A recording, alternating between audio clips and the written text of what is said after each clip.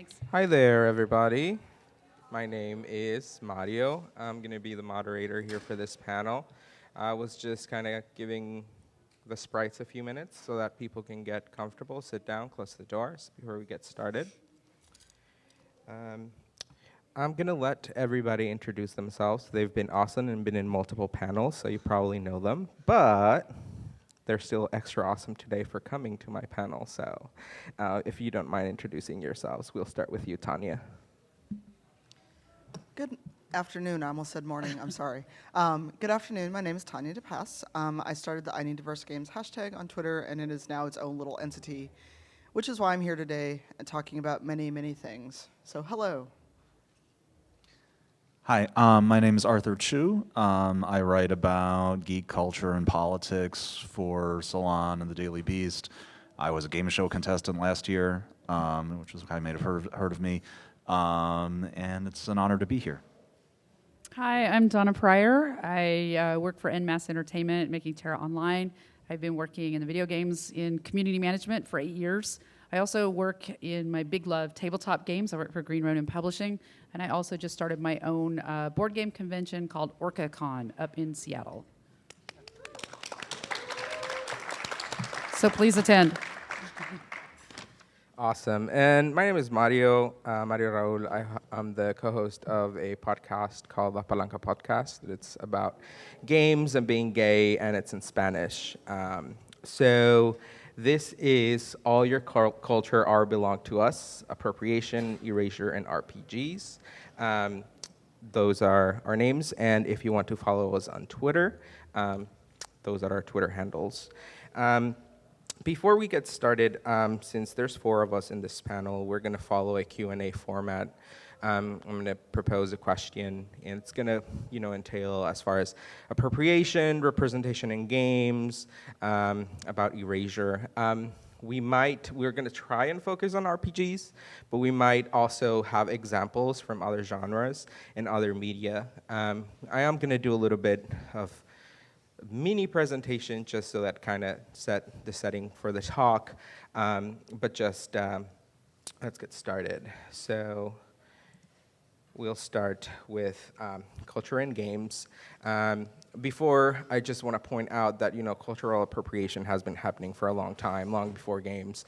So I think when sometimes that is pointed out, people get very defensive about it. But video games are media, and it's not the first form of media to do it, to engage in appropriation and whitewashing and tokenism and erasure, okay? So we're gonna just kind of very quickly, I like this definition of cultural appropriation. It's by Amanda Stenberg because it's very short and sweet, basically, and to the point. So appropriation occurs when a style leads to racist generalizations or stereotypes when it originated, but it is deemed as high fashion, cool, or funny when the privileged take it for themselves. Appropriation occurs when appropriator is not aware of the deep significance of the culture they're partaking in, okay? And if you want to see the full video, and this video specifically talks about hair and about dreads in Black culture and what that means for Black people. So you could always Google that and it's very short. It's about 5 minutes, so you can kind of educate yourself, and then you can go from there. Let's go to cultural sharing. We live in the United States, which is a huge melting pool of cultures. However, defining cultural sharing is not as easy as it seems. Cultural sharing could be easily described as a mutual exchange of ideas. However, in order for this exchange to be mutual, it must also be equal. And in order to determine this, we must address power. So this brings us to another 2 terms that I'd like to talk about before we get started with questions. The first one is cultural appreciation because, again, we live in the US, we come in contact with lots of different people, lots of different cultures, and appreciation takes place when an individual who has no innate connection to a culture is able to cherish, value, and participate in said culture. But I do want to point out, when talking about culture in media and culture in games, we need to stop talking about like one particular cultural element, or as if culture is this intangible thing in the air. Start thinking about culture as communities. So that it kind of humanizes things. So when people call you out for cultural appropriation, you have actually a conversation with another human being instead of trying to winning an argument over Twitter. The second one, the second one is, where's your link? I like to think about this a lot because, like, for example, about 7-8 years ago, I had partook in a cultural exchange program through my university. I went to study in China. That does not make me an authority figure on Chinese culture.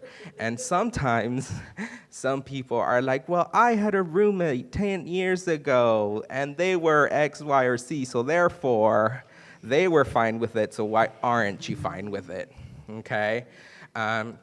Last but not least, I want to talk about when you are appreciating something, also dig into the history and the significance of not just what it means to you, but what it means to the culture, okay? Because those might be two very different things, and if you don't understand that, that may make a very big misunderstanding. Last but not least, this is my favorite. Cultural appreciation is a process of upkeep, and because if you want to partake in a culture, you should also be listening and paying attention to the happenings of what's happening within that community. Again, that word again, community. And the other thing that I wanted to briefly talk about before we get started is cultural assimilation. Assimilation is when a group or individual from a different background is absorbed into a dominant culture. Assimilation can be voluntary, forced, or the result of survival.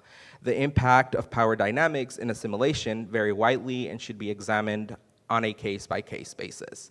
The reason why I included this is I'm Mexican, I'm an immigrant, and there's a lot of different immigrants that come to this country. And lately, because of technology, because it's so easy to reach out across the internet, there seems to be this like, oh, well, we're all Americans now, and we're all equal, therefore we must have the same problems. You must have the same problems as I do. So I don't understand, like, if you're living in the US and if you're benefiting for white people, why can I take your culture? And it's like, okay, hold on, back down. And you have to look, again, at the power imbalance. So when people immigrate, whether it's because they want to or because they need to, and they assimilate into US culture, they do that because they need to survive. And that's very different from when a white person decides to go into like Chinatown and just take something, or go into Latino culture or Black culture and decide, that's cool, I'm gonna take it. And it's not that we don't like sharing our culture, just understand that that's a very different perception. And this doesn't necessarily even have to be about, and even though it is very much about culture and ethnicity, it can also be about sexuality. And when, for example, before we get started with video games specific, there was a little movie called Stonewall that just came out.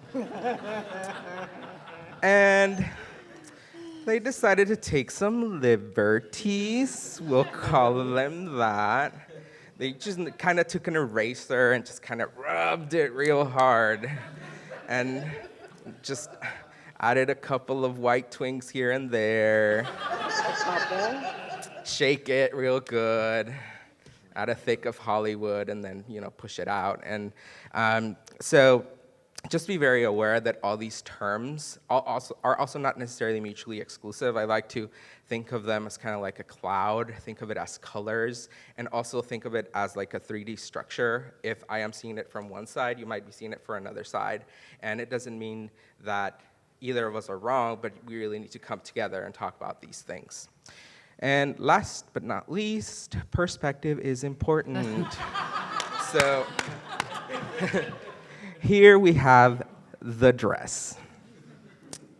Is the dress blue and black, or is the dress white and gold? And I bring this up because it was quote unquote controversial. Without being awful, it was really funny. Like, it was like a phenomenon in Twitter and social media. And it was like, some people were like really passionate, like, how dare you say that it's blue and black? Are you? And it's just like, an entire like Twitter war over it. But why I'm bringing this up is because ultimately somebody took a picture of that dress. That dress exists in real life. So if you really wanted to know what the color of the dress is, you would just go and maybe ask the person, like, hey, what color is the dress? And turns out the dress is blue and black. And what I'm saying is that if you're wondering if something is exploitative or if something is kind of like, ooh, we're bordering our appropriation here, maybe don't go and ask your game dev circle that's entirely composed of white males if you're worried that maybe you're appropriating gay culture or black culture, or if you're appropriating, for example, in the event of Stonewall, maybe you should ask trans people, if your script is legit, because it wasn't, I'm sorry. And so if you're having questions, go to the source. And this can be done, politely, and again, coming together as a community to discuss these things. Last but not least, I do want to talk about kind of centering this as far as intent versus impact. I know that, sometimes when we talk about these things, especially on Twitter, it's like, oh my God, my followers, I'm gonna send them after you because I know I'm right, and, but I didn't mean it, and sometimes, yes, you did not mean it. Yes, I know that your intent was not malicious, but your actions did have an impact, and we also need to talk about that impact and the consequences, okay? So with all of that being said and done, let's go on to the fun part, which is the questions. So let's start with question number 1.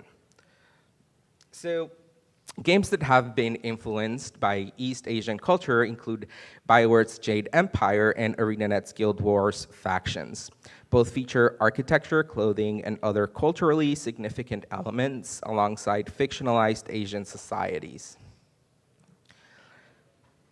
The entirety of World of Warcraft's 4th expansion, Mist of Pandaria, revolves around similar cultural elements. However, the main characters are not human, they are pandas, and all characters in Azeroth have Caucasian features. Fans of the expansion champion the idea of Pandaria as a celebration of culture rather than appropriation. So the question is, where do you draw the line between appreciation and appropriation? Anybody? Well, since no one is talking, I'll go first. For me, the line between appreciation and appropriation is when you say, this is something from a culture I like, I want to learn more about, and you celebrate it while very explicitly acknowledging, I have no inside knowledge of this culture. This is something I'm learning about, and I'd like to learn more about, but you're not just going, I'm going to take this thing from Chinese culture. I'm going to go out and buy a dress and, put chopsticks in my hair and think I'm awesome and think I know everything about Chinese culture. Like Mario, I've studied abroad. I spent a year in Japan. I in no way, shape, or form think I know everything about Japanese culture, and I would never think that I could be that expert, because appropriation is when I find a lot of white people want to explain back what your culture is to you. And then when you say, you do realize you are not part of this culture, but I spent a year abroad, I know everything. No, you don't. So I think appropriation is when you take something, you run with it, and you feel like you've had a tiny amount of experience, and therefore you know all the things about said culture. Yeah, I mean, I struggle with this question because it's difficult.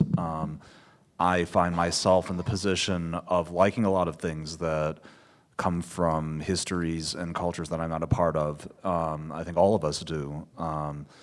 So it ends up being a question of, I think I like what was said earlier. It's not, a culture isn't a static thing that just exists in the void. It comes out of a group of people. It comes from a community. And the question is, how in touch are you with that community? Because they exist out there in the world. So, like, as a person of Chinese descent, I liked Jade Empire a lot when it came out, and it was because it was this kind of like Oasis kind of feeling, like playing RPGs. The Asian cultures were relegated to like one book, right? Oriental Adventures or whatever, in this otherwise fantasy medieval Europe world, and so to have a game that centered fantasy China, right, as its own world with its own, different factions and its own history, and not as a corner of a European world for flavor that was a big deal to me. At the same time, it was really obvious to me from playing the game, and this is as someone who, myself, I don't know that much about ancient Chinese folklore, but I could very much get the feeling like the way they explain things in this game, it's not from an insider perspective, it's from the perspective of someone who's reading about it, who's researched it, and then wants to show you what they've researched, right? Stuff was over-explained in a kind of, not, I don't want to say condescending, but it was over-explained in that kind of way. And that was like, the feeling I got is like, I wish I had more opportunity to play games where it was just from an insider perspective, that no one has to explain to you when you start playing a fantasy medieval Europe game, the basics of what terms and life in fantasy medieval Europe are about, you know, what a lord is, what a peasant is, what, you know, that kind of thing. And so for me, that was like kind of skirting that line, right? And then something that goes over that line would be like, you know, the Mists of Pandaria expansion, the Pandaren, which were an April Fool's joke, so let's give them that. It was an April Fool's joke that the fans ran with, but it was originally literally a joke. And that's the kind of thing where it's like, even if it's not ill-intentioned necessarily, it's this kind of carelessness that they thought it would be funny to have a panda character that was a broad caricature of like stereotypes from kung fu movies and that sort of thing. Another example from the Warcraft universe is they have trolls who are, you know, stereotypes of Caribbean people, and with that they didn't go into it. They didn't make a thoughtful decision about which group of people are we going to base them on and what is. And you know, let's study this group of people and see what it would mean to base someone on them. It's just like, it's a joke. It's like those of us who are in mainstream American culture have this set of stereotypes about, I'm from the islands, man, right? And they made a joke out of it, and they even acknowledge it's a joke, right? They made puns like the Voodoo Lounge, and had one of them quote Ricky Ricardo, and I played Warcraft 3 back in the day, but it was, that's the kind of thing where it's like, they obviously assumed their core audience would be people who would see it as a joke because they are seeing that culture from the outside and not from the inside. And they didn't really think about, if I went to a whole group of people for whom this really is their culture and all they see of it is this caricature, how are they going to react to it? You know, as someone who grew up in America, you can get a little bit of it if you see like the American as a stereotype from some other country's media, right? And then it feels kind of funny. There's this guy who's in the anime who's an American, and everything he does is this stereotype of America. But that's not equivalent because American media dominates the world, right? Yeah, and we have to take into consideration, again, those power dynamics, as far as like how much American media affects not just America, but the entire world versus how much of the media from the other world affects America. Not to cut you off, but I do briefly want to point out that since you brought up that, you know, the Pandaren race was a joke, you know, initially. So I went digging a little bit, and here we have, like, originally, the Pandaren had very, like, traditional Japanese garment and weapons. And even though the Pandaren were a joke at that point, a lot of Chinese players were like, what the hell? Like, you know, pandas are very much a national symbol of China, and for you to, you know, it's kind of like if I were to make a movie of America and I'll like, yeah, here's this bald eagle that's about communism, you know, it's like, it's obviously like, you obviously don't know what you're doing. So after they, let's go this way. After all of like the Chinese players said like, what are you doing? Like, do you understand what you're doing? Because of course Chinese-Japanese relations are very complex, so if you're going to take a national symbol of a country and a culture, you could at least do a little bit of research. So then they switched it to this model here. And then of course, before we wrap up this question, I'll give you guys two, you know, if you want to continue your question, but we are a little short on time. You know, this is not the first time Blizzard has done something like this.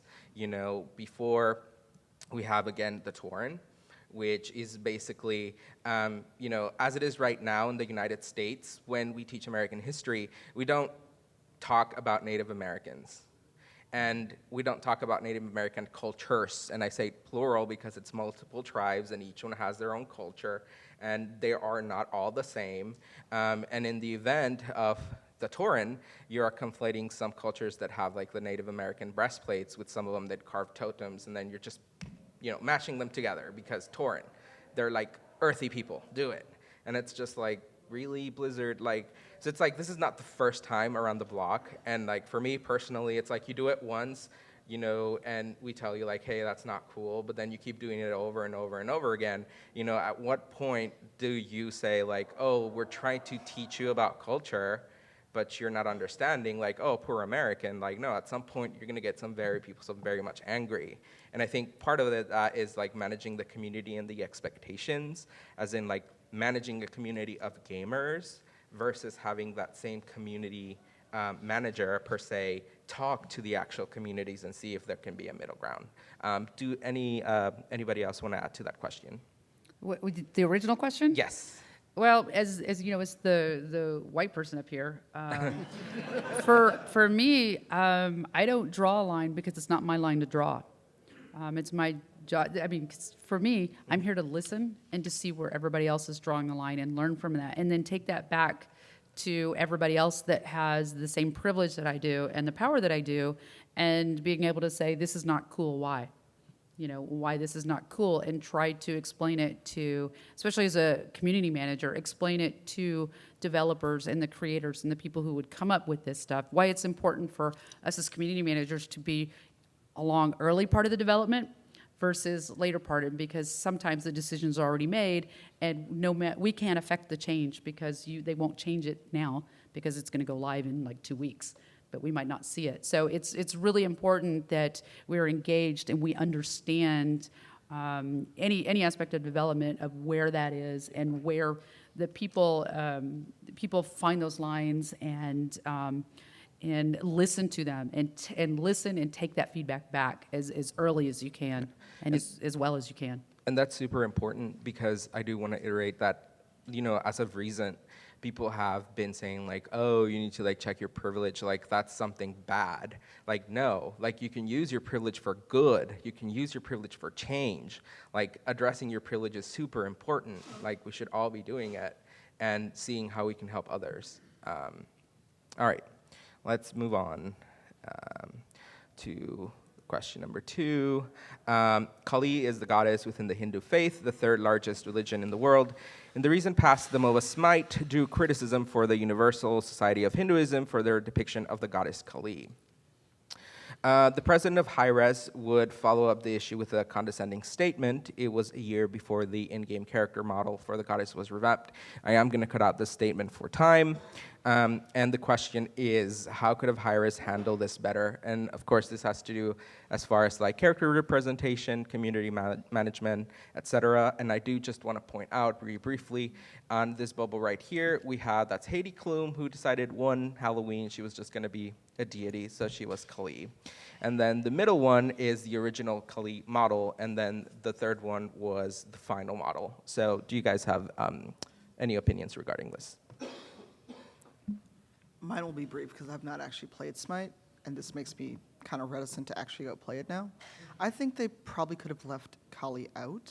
I mean, this is me saying this as someone who's not actually played the game, or not taken a whole year to address player concerns, because faith is important to people, and you are basically using a goddess as a device, and that is very inappropriate. It is very insulting, especially to someone who follows his faith.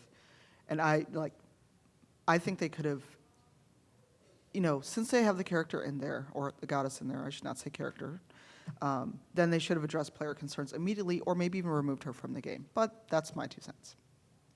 Anybody else? First of all, I have a love-hate relationship with Heidi Klum, and this is the times I would just like to sit down and take her aside and talk to her until she pays attention. And That's not only I that, hate seeing that. and the thing is, I was browsing around through a couple of forums, and internet forums, yay! Don't do it. And there was like a lot of arguments, and I guess they were, in a sense, like quote unquote logical arguments. And they're saying like, well, you know, the representation of Kali is accurate in some of like their paintings that they worship. You know, she looks just like it. But I do want to point out, like, for example, if we were to take the Christian faith, and it says like, well, what's the most abundant image of Jesus? Well, when he's being crucified. So if somebody was going to put Jesus in like a video game, and then they were like, oh, well, we can't put him with a lion claw, so we're just going to put him in a jock strap. Like, how would that be appropriate? That is so inappropriate, right? And then if you, like, the arguments that people make, just, you know, put him against another culture and be like, well, he's wearing this, you know, less, and, you know, you're wearing that crucifix around your neck, like, oh, you know, are you, like, again, it's like, you are not a practitioner of that faith. You don't know what this, you know, religious symbolism mean. So for you to say that, oh yeah, I saw that in your temple, I'm just gonna take it, and since it's just there, I'm just gonna put it in my game, like, that's not cool. Because it has a meaning, you know, for somebody. And for some people, this is, you know, very meaningful in their personal lives. So very briefly, and I am gonna speed up, I'm sorry if I'm talking too fast, because we do have about 6 questions. Smite, to me, again, we go back to the onus of, like, you know, who was developing this game, what type of stuff they've done in the past. And the other thing is that not only do they have a Hindu pantheon, but they also have an Egyptian pantheon.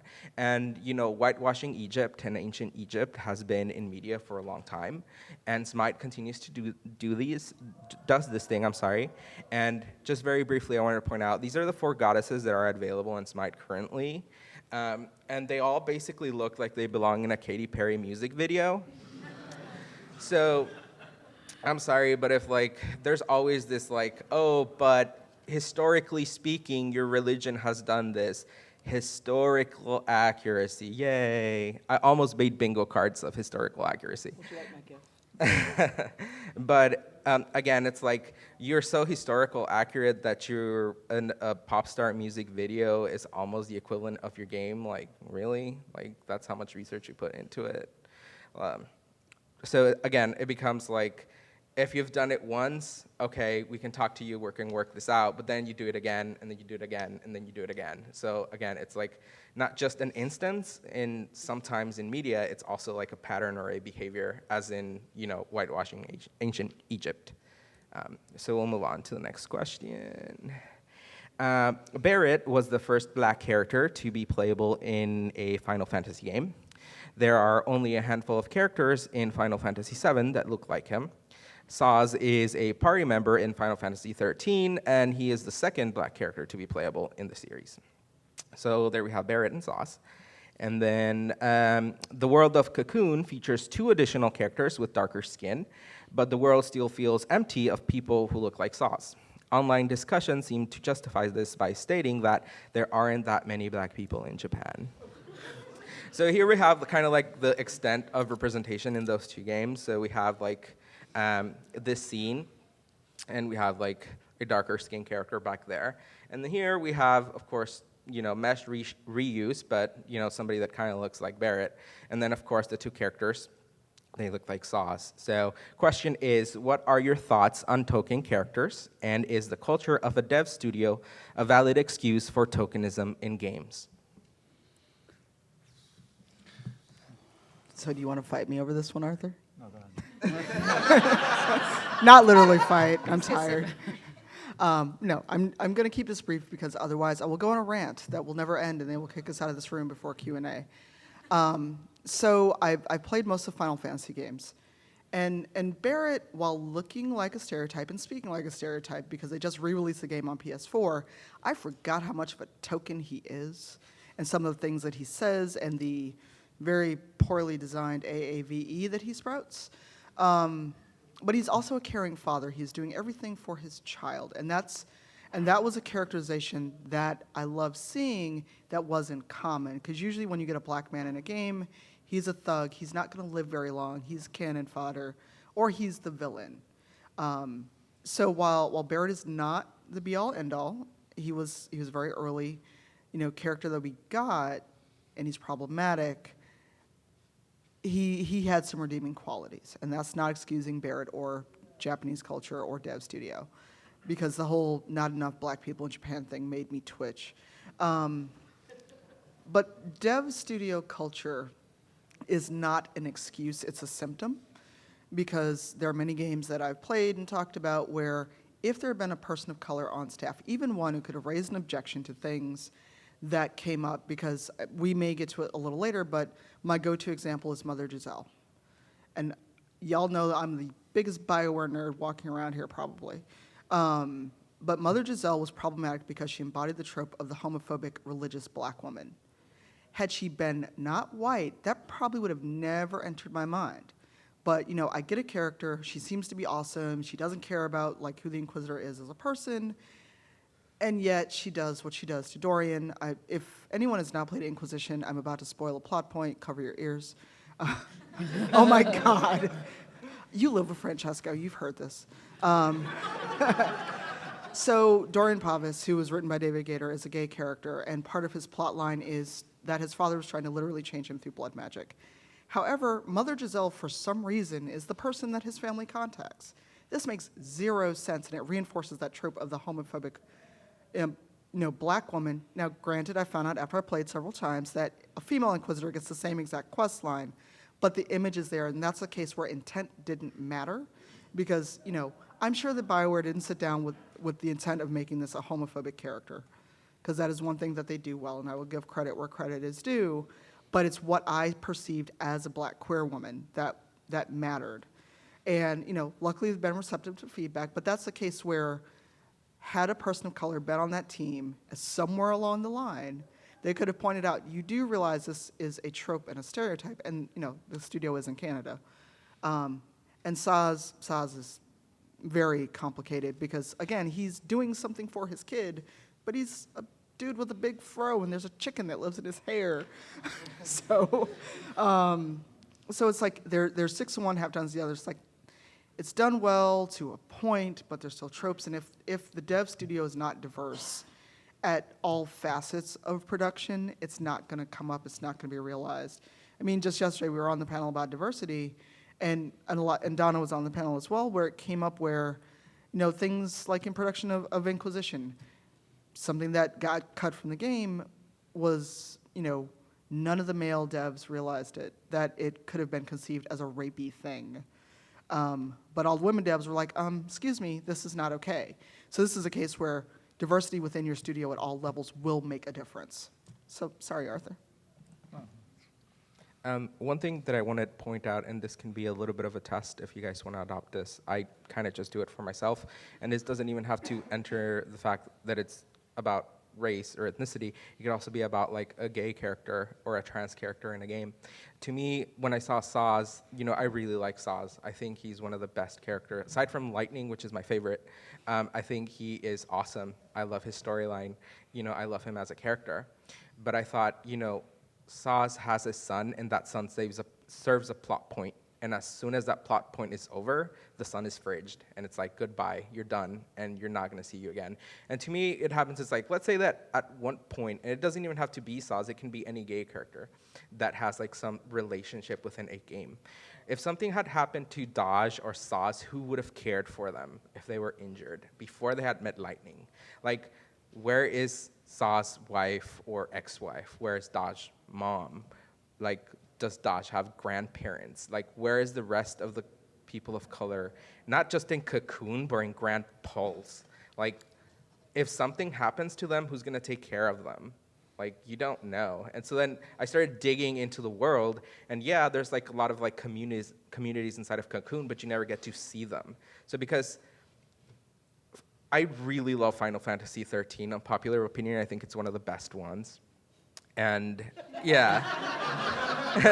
Sorry. I'm not excited about the remake for 7, sorry. But just because the game is about family and grief and loss and coping, like, I think that all characters got that showcase, like, Lightning loses his sister, or, the relationship between Vanille and her partner, stuff like that. And then Saz gets like this one kind of like, oh, we'll use your son and then we'll just discard him and then you're done. Like, that just felt very inauthentic to me. So you could do better, not just having a complex character that's, again, gay, trans, or a person of color, but actually what happens, in the world, in the background, where that person is actually supported. That they just didn't say, oh, you have that box of like token characters, just like shake it a little bit and grab it and put it in the world, When you have something in the background, and I'm gonna wrap it up for time, but a perfect example of this is Guild Wars 2.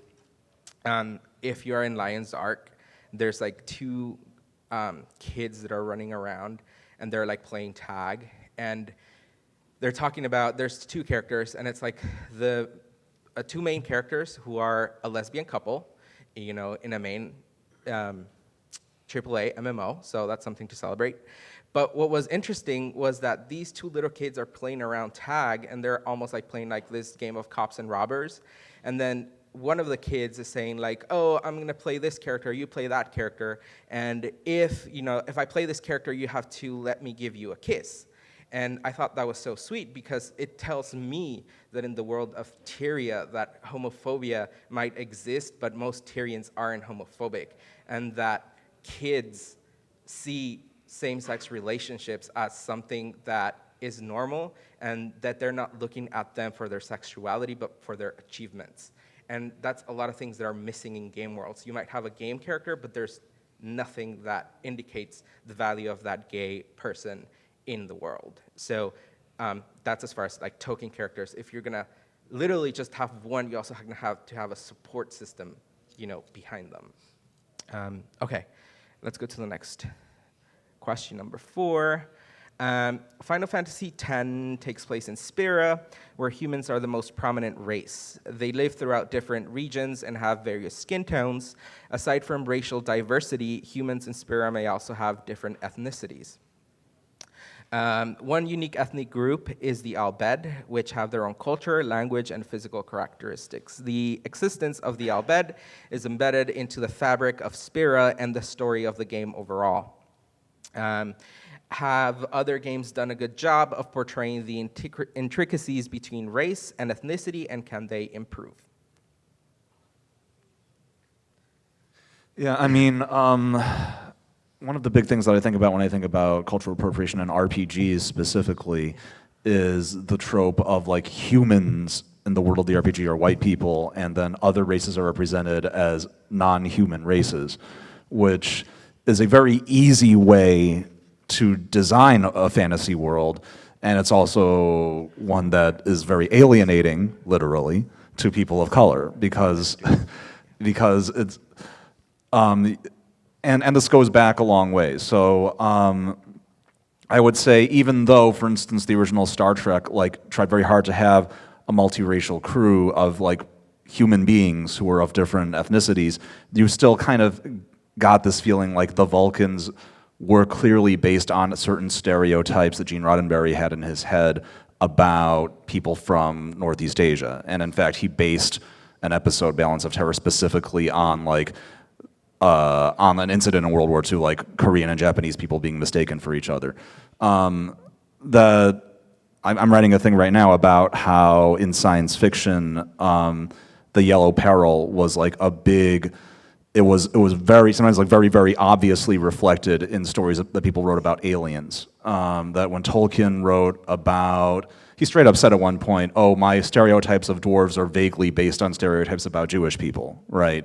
He straight up said the orcs were based on stories about the Mongols, the Tartars, right? Horrible invaders from the outside, and that kind of thing. That's kind of.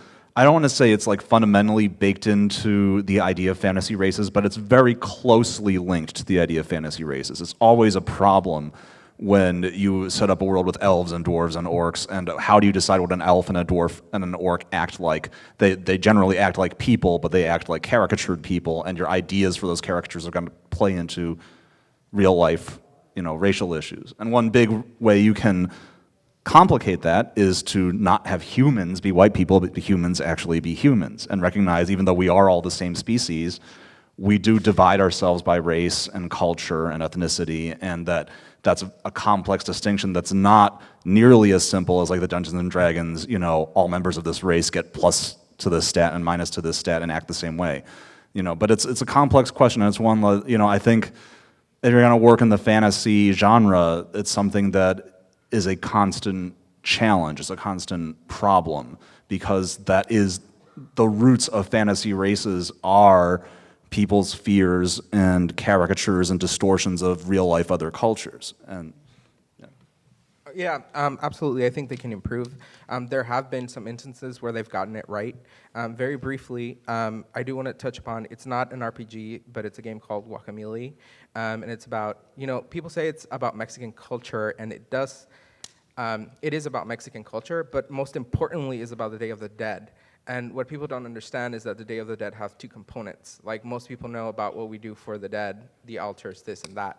A lot of people don't know what we do for the living, and that, for example, a lot of children and newspapers print out these literary poems that we call calaveritas, and they're satire, and they could be fun or they can be shady, or, it's about like, that person is like, the death is gonna take them because they're corrupt, or when you're in grade school, one of the most fun things that you could do is write a calaverita about, your teacher. And if they're good, death will save them. And if they're bad, death will take them. And that's so fun because it's so political. And the thing about Guacamelee is that people think that, oh my God, it's so racist. Look at all these Mexicans with hats and their mustaches.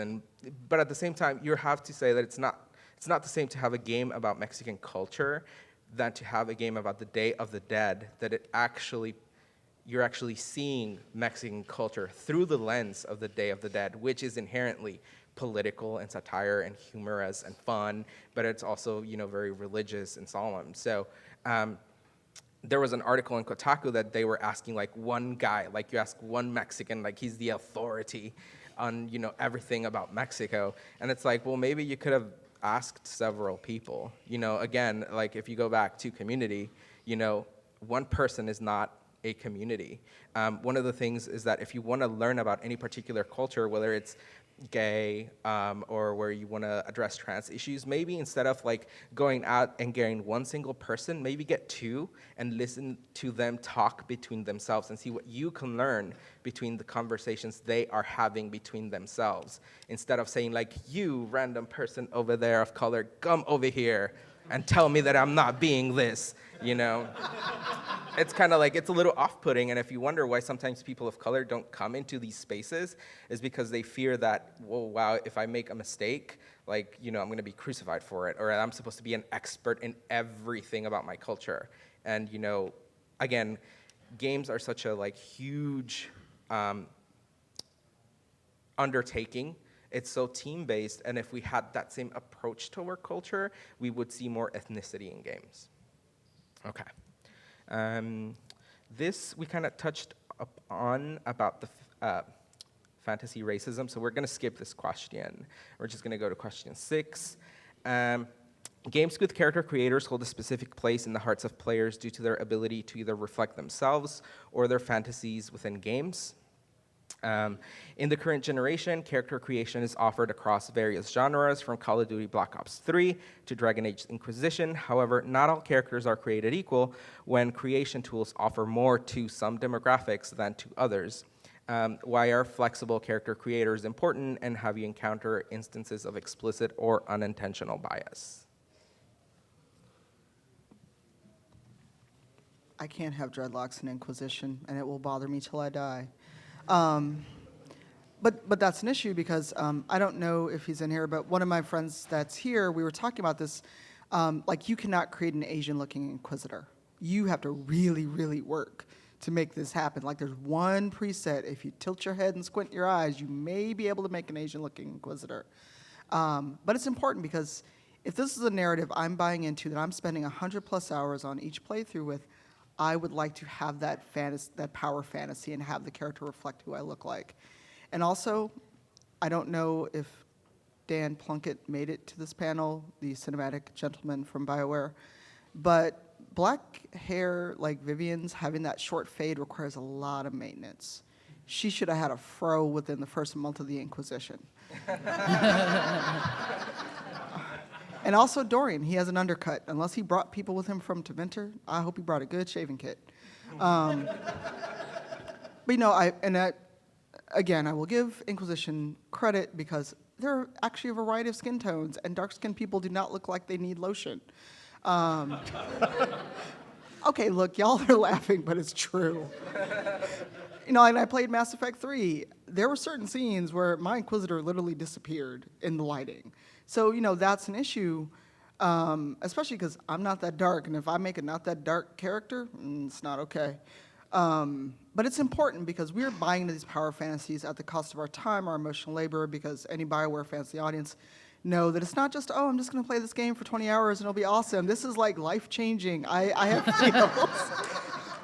You know, like I've got feels that will never die because of these games. So I think having a good character creator, especially if you can reflect yourself, is vital. And again, it comes back to diverse teams that can bring these things up of if you have a dark-skinned character, there's certain lighting things you need to consider.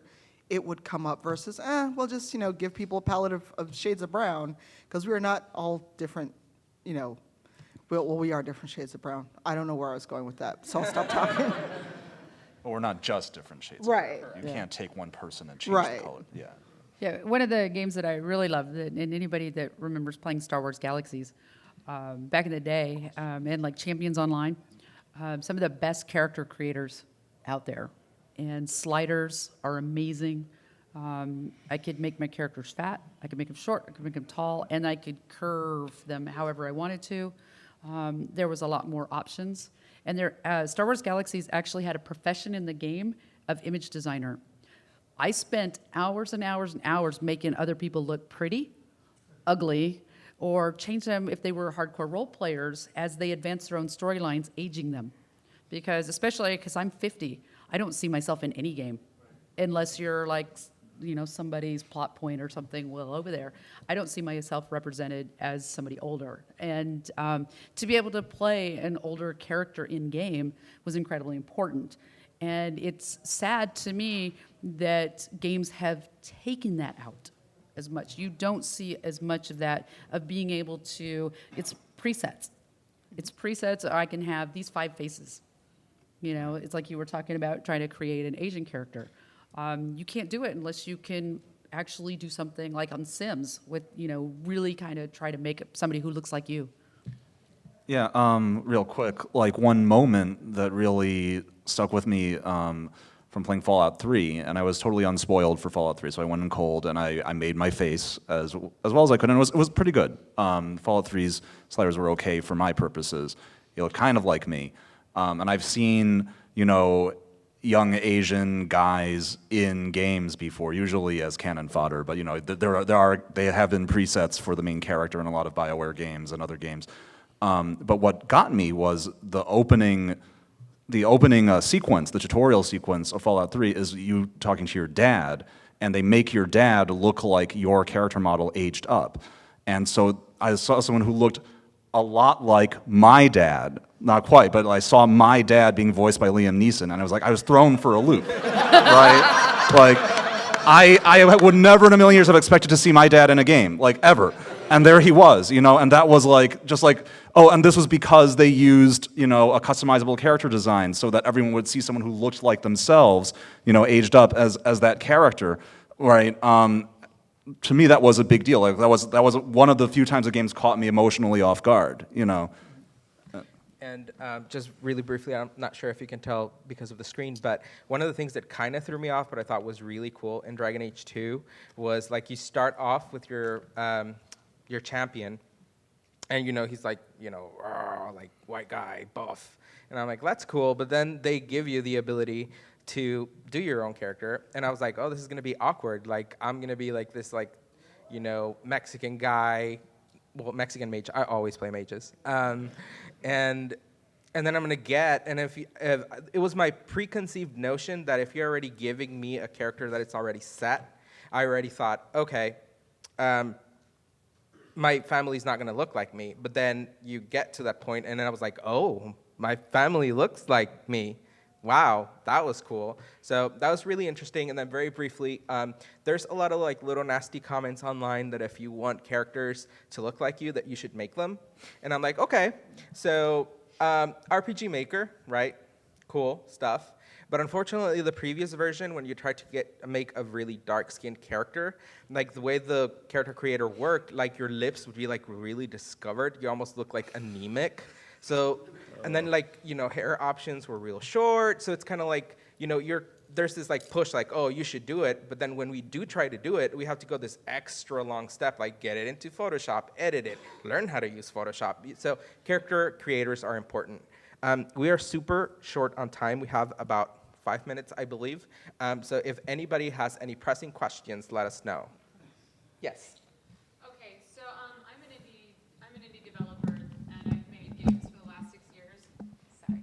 So something that I'm committed to as an indie developer is to make games that feature people that don't necessarily have my background or look like me or whatever. So the question I have is, like, working on a small indie team, we don't usually have the manpower to have somebody from the backgrounds culturally or racially of characters that we are making. We just, it was just like 3 people. It's very hard. So how can somebody who's in my position reach out to a community of people of color or people who are basically authorities on characters with these different backgrounds? How can I reach out without basically doing what white people tend to do, which is feeling really entitled to, hey, you're somebody from, this ethnic background. You should totally educate me. So like, how do we reach out without feeling entitled to the answers, or what are your general bits of advice for that? One, ask people and be very clear in your intent. If you can, compensate them.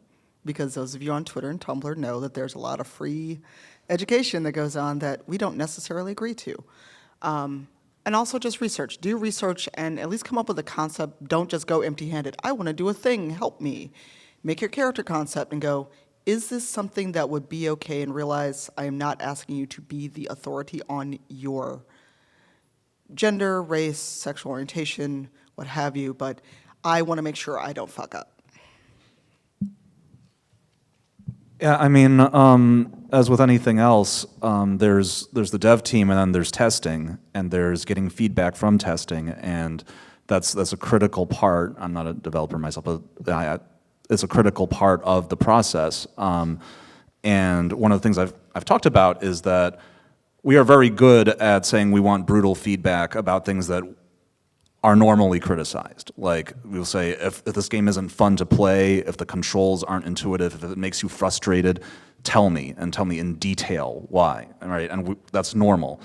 But the like softer side of things, like if the story offends you, or if it doesn't, if it strikes a false note to you, if the characterization feels wrong, if you just don't like it for whatever, I feel like, in my experience, people are more resistant to that kind of criticism or don't treat it as seriously.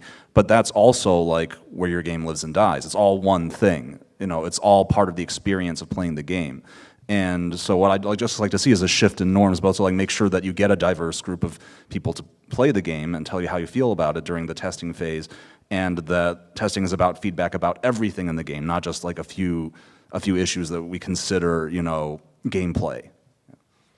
Yeah, one of the things that I recommend to a lot of indie folks is, like, if you're going to the GDC, which is the Game Developer Conference, or you're going to Indie Games Festival, things like that, and you want to show off your work, you want to get some opinion from someone, is offer to take them to lunch and buy them coffee and say, can you sit down and take a look at this with me?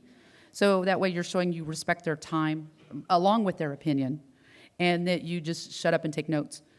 Ask questions where you can, and just take that in. But appreciate that you're asking for somebody's time, like you were saying, compensated.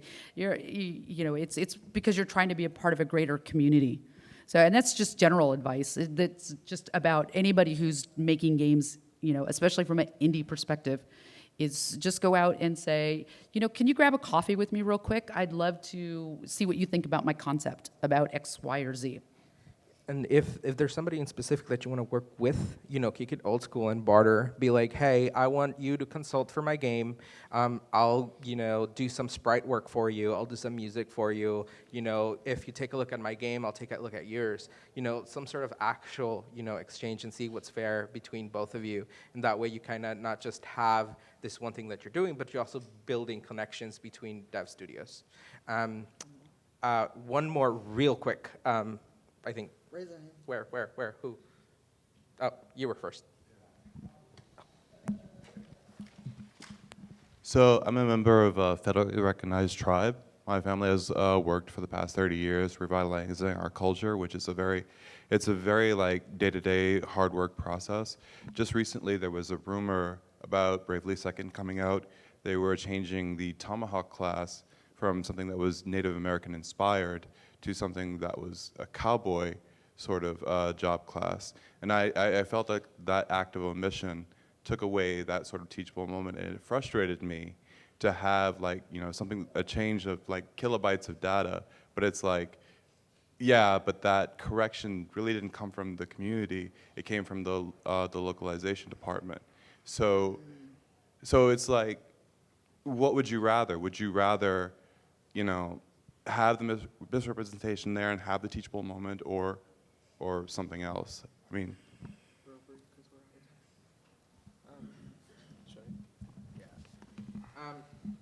There's this thing like, again, intent. I think that I have real, specifically that, because especially for example, representation of cowboys, you're not going to find a shortage of that. Cowboys in media are fairly prevalent. People have made money off them, versus people have made money off also the image of Native American culture, but it's not Native Americans who are turning a profit from that. So I find that very problematic. It's really difficult because you would have to have, not a working relationship, but telling the devs that, hey, this is not cool. It's really challenging because I personally believe that it's sometimes I applaud, when a gay character comes on screen, but sometimes you have to be a little more critical of that, and sometimes the bare minimum is not enough. I'm not gonna settle for crumbs anymore. And you know what, if you decided to cut out my character because you're incompetent and you can't get it right, I'm kinda sorta glad that you did. But that's from my personal perspective. If you're just gonna have another gay trope and you think that all the feedback you're gonna get is negative because you can't get it right, I'd rather you not have it, honestly. But then it comes around to supporting those characters that do get it right and supporting those companies that do get it right, so that we know that there's actual some investment from our part. I don't know if that kind of makes any sense. Yeah. I think we're out of time, so thank you all for coming. I'll be hanging out outside. Those are our Twitter handles if you guys want to get a hold of us. Thank you so much.